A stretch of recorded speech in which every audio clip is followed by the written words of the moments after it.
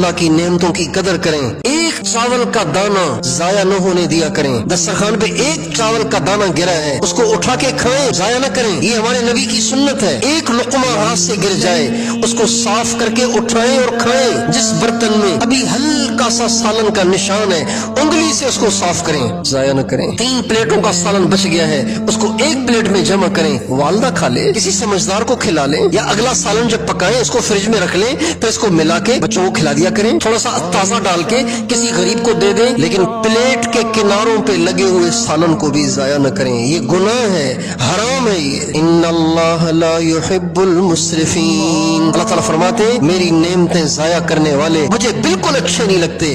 جو لوگ اپنی نعمتوں کو ضائع کرتے، بیجا ضائع کرتے، وہ شیطان کے بھائی ہیں۔